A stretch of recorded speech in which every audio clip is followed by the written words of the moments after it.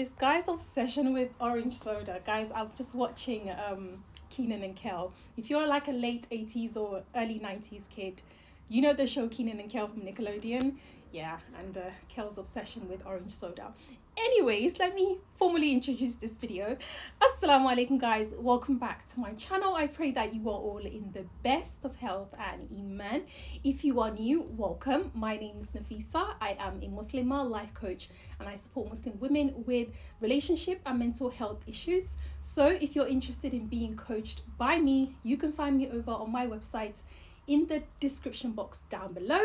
But over here on YouTube, I make Islamic lifestyle as well as dawah content. So if you're interested in that, then definitely make sure you hit that subscribe button down below. So guys, today's video, I wanted to speak on a topic that I think on some levels is close to pretty much all of our hearts. I think we've all experienced this on some level, because when you've lived for a little bit of time, you quickly come to learn that there will be people who would have offended you in your life, and that sometimes you've been able to let some things go, but some things have had such a dramatic impact on your life that you found it harder to let go. This video is put together to encourage all of us to forgive. But before I do that, I want to talk about the reality of why we find it hard to forgive and acknowledge how humane that is, because I think oftentimes when forgiveness is spoken about in terms of forgiving your fellow brother and sister in Islam, I think people quickly just shove the pain that the individual have gone through, that's quickly pushed to a side, and you're just expected to just forgive because Allah forgives you, so why don't you just forgive? And it's more than that. So I want to first and foremost acknowledge some of the reasons why we find it difficult to forgive, and then give my little 2 cents on things that we can do or reasons why we should try our best to forgive, and why that can actually be more beneficial for us.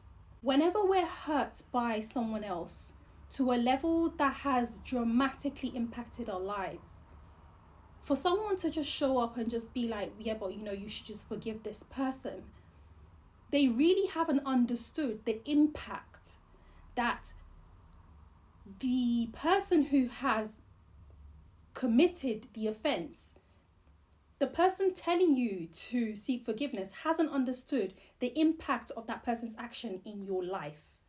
And I think we need to take a moment and acknowledge that even though we like to think that everyone in life is good, not everyone is good.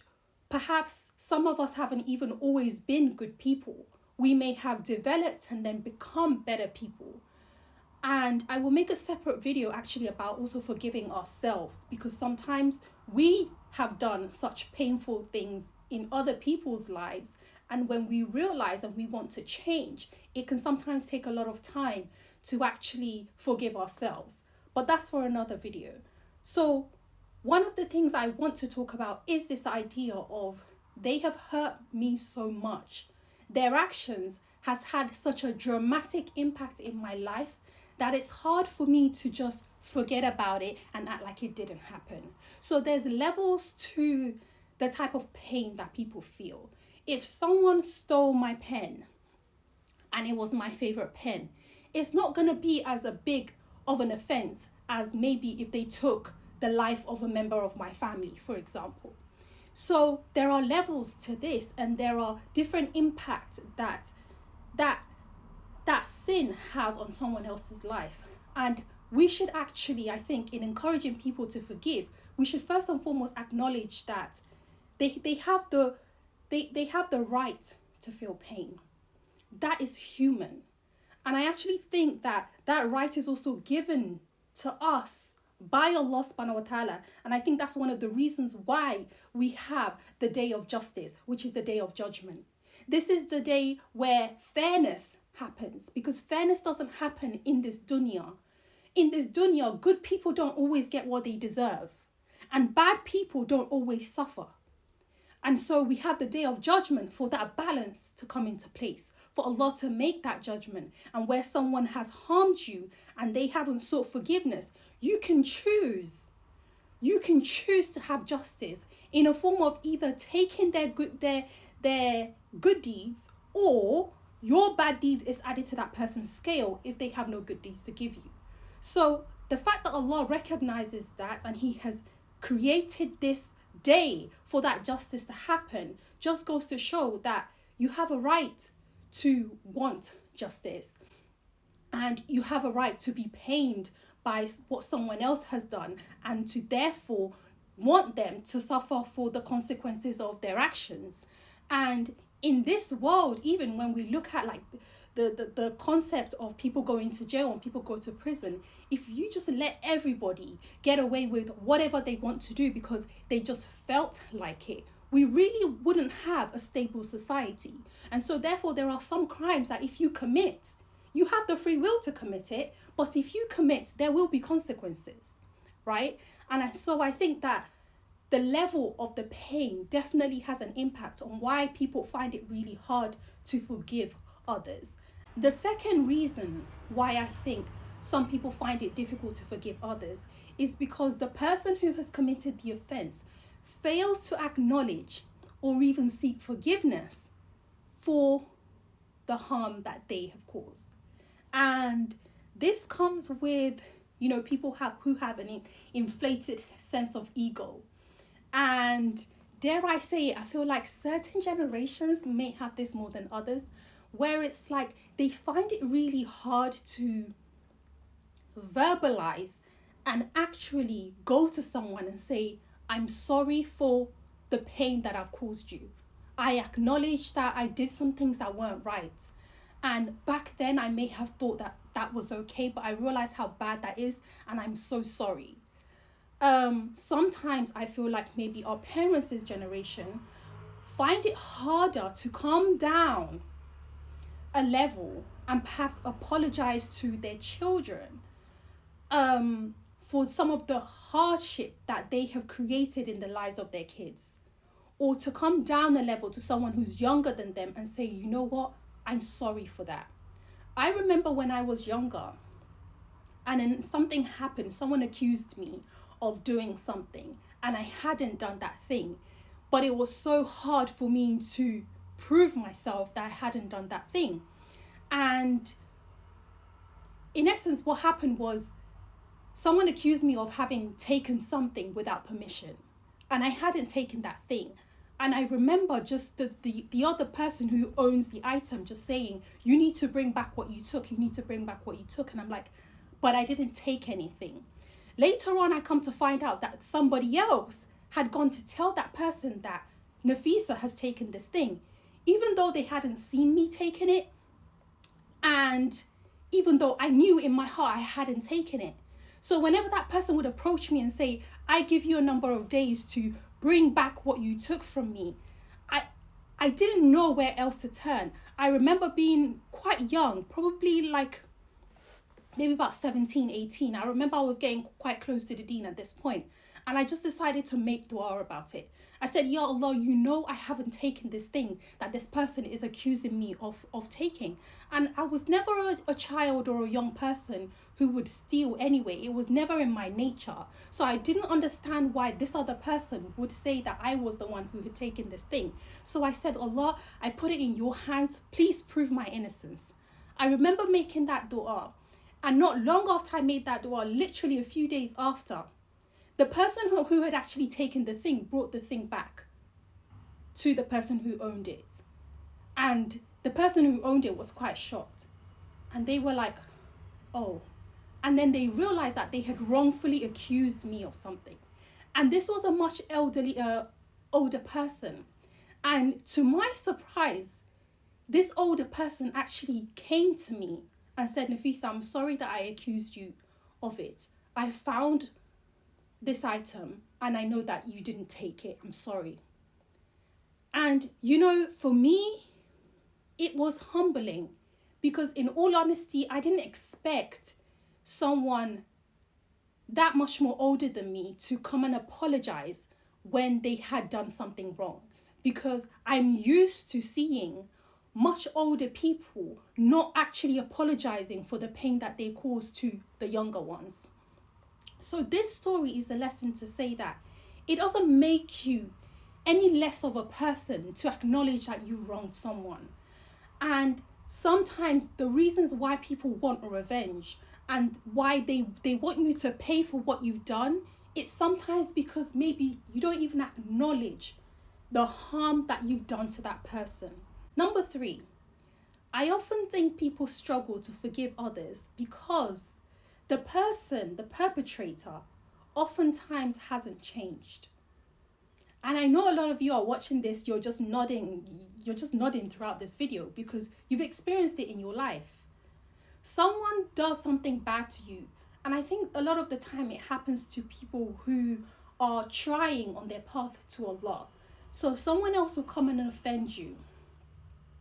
They oftentimes won't say sorry, and they haven't changed at all. And they expect you to forgive them and give them the same opportunities as what they had before, despite the pain that their previous action has caused in your life.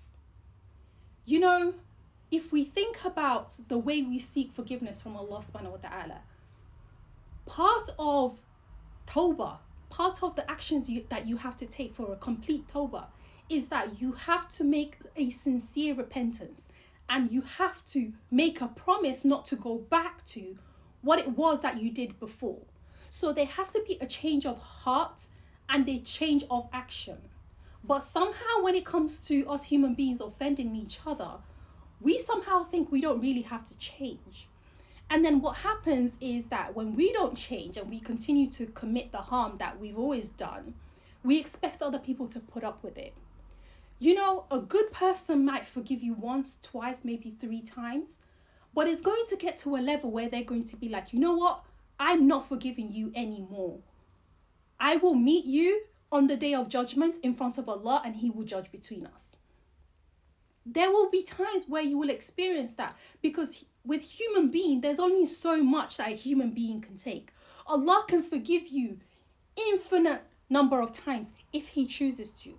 A human being, there's only a level. There's only so far you can go to where they can't take it anymore. And the interesting thing is everybody's level is different. You might be able to commit the same harm to someone 5-10 times before they reach their maximum. They're like, I've had enough. But somebody else, you might do it to them once or twice and then you're cancelled. So everyone has a different level of tolerance. So therefore, we have to be careful when it comes to inflicting harm on other people's lives or taking away their rights and harming them in that way, because you just never know when that person will say, you know what, I've had enough, I'm not going to take it anymore, and actually Allah will question between you and I. And I think, again, it's very human to get to that point because there's only so much that someone can take. The 4th reason why I think people struggle to forgive others is because the perpetrator asks for forgiveness in a way that is insincere. So it's like, you know you've harmed someone, and because everybody else around you is telling you that what you did is wrong, not because you think what you did is wrong, not because you want to sincerely apologize, you're kind of just doing it because, I'm just going to do it so everybody knows that I did this thing. So you go up to the person, you're like, yeah, I'm sorry. It's not sincere. You haven't changed. Nothing has changed. All you're trying to do is have the opportunity to say, well, I did ask for forgiveness, and if they're acting all holy, then why can't they just forgive me? And again, it's oftentimes the deen is used as a tool or as an excuse for you to get away with what you've done. And again, someone will find it very difficult to forgive a person with this type of mentality. So when we've harmed others, we have to really think about it. If other people have said what you've done is wrong and so many people are telling us, we really have to sit there and really digest it. And we really have to feel and understand the negative impact that we've had on someone else's life. And we really have to be ready to say, you know what, I'm going to go in and make a sincere apology. And sometimes it's going to take more than you just being able to say, well, I'm sorry, so forgive me. The attitude, the way in which it's said, it might show us a sense of, insincerity, and so that person may not forgive you. So people sometimes find it hard to forgive others because the way the other person asks for forgiveness, it really isn't genuine. It doesn't feel genuine, and they don't see any change. So that could also be another reason why someone's finding it hard to forgive another person. The last reason I would say ultimately is that some people just want justice at times. And they have every right to want justice. They have every right to want justice. And sometimes people are like, this person has harmed me so much. Most of my life I have suffered because of this person. Am I a bad person to want justice for that? You won't believe the amount of women I've coached who repeatedly say these things to me, like, but Nafisa, my life has been dramatically impacted in such a negative way. I've been suffering most of my life because of this one person. Am I a bad person for hoping that on the day of judgment, Allah will punish them for the harm that they've caused me? And I cannot sit there and say to that sister that she's wrong for wanting that, because that's what Judgment Day is for. It's for you to get justice. But having said that, I have a suggestion or two to make for why I think, despite all of that, you might want to consider forgiveness. I've been harmed in my life. I'm telling you, I've been harmed in such a way, like, if you really knew my full story of my life, it's usually the people I do good for that come back and stab me in the back. But it got to a point where when I felt ready to let it go, to release, I did. And it gave me a sense of peace. Because holding on to what the other people have done to you allows you to carry this heavy burden and negative energy in your heart. And you just carry that, and it weighs on you. It ruins happy days in your life when you remember. It makes you feel uncomfortable. It builds up anxiety within you. Anger builds up within you. Resentment builds up within you. And then it can start to show up in other areas of your life. You might begin to make negative associations with other people that literally have nothing to do with the situation. What I will say is, nobody can tell you when you should forgive someone. And that's another thing that in our community, as a Muslim community, we love to do this. We're like, oh, but just forgive this person. And then they expect you to go back like the very next day like nothing ever happened, or they expect the relationship to go back like nothing ever happened. You can't force someone to forgive someone when you think that they should forgive someone, because sincere forgiveness has to come from the heart. And you don't have control over someone's heart. Only Allah has control over that person's heart. The best you can do is to advise. But if you find that you've advised someone like, please forgive this person, and they don't seem to want to, I think the best you can do is make dua for that person. Make dua for Allah to allow their hearts to accept the other person who has sought forgiveness, and so that they can be free of the burden. Because you can't change people. You can't force people to change. You are not the person that experienced the pain, and so you're not in their shoes. You can't possibly know what it's like for that person. And so they have to forgive when it feels pure, when it feels sincere, when they feel ready to let it go. But you know, the thing with this life is no one knows how long their life is going to last. But I want to encourage you to make dua for Allah to allow you to get to a place where those who've harmed you, you can forgive them. Why? Because it is a higher level. It's a higher level to be able to forgive someone. It takes you at a higher ranking with Allah subhanahu wa ta'ala. Sometimes I think that Allah allows other people to harm us in our lives as a test so that if we're able to rise above it, he can reward us immensely. When you choose to forgive someone who's harmed you, it's less about them and more about you. How? Because you are able to rise to a level closer to Allah. Because Allah loves you more for that. He rewards you more for that. Because like I said before, it's the usual thing to do would be to get your justice, and Allah can give you that. If you've genuinely been harmed by someone and they haven't sought forgiveness from you, on the day of judgment, Allah can give you your justice. But you can go to a higher level by choosing to forgive them. So I would say that try to get to that place of truly letting it go. It will free you. Your heart will be at peace. Your mind would be at peace. You will just carry a lighter, more brighter energy. You will become closer to Allah subhanahu wa ta'ala. You will be rewarded, and so your scale of good deeds becomes heavier because you chose to forgive them. Now, as for the other person, if they don't change, all they continue to do is build up bad deeds in their books. So that is up to them. Sometimes when they say you have to rise above someone, you literally have to rise above someone. Don't be at the same level as them. Rise above them. Because you know that there is a life above this dunya. There is a life beyond this dunya. And so for you to come closer to your Lord, for the sake of your peace of mind, let it go.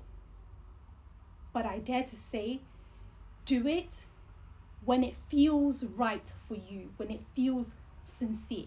So guys, if you find this video beneficial, please make sure you share it with our brothers and sisters out there. Give this video a thumbs up as well if you have enjoyed it, and inshallah I will see you guys in my next video. Leave me a comment down below of anything else you would like to add on this topic, and inshallah I will see you guys soon. Assalamualaikum wa rahmatullahi wa barakatuh.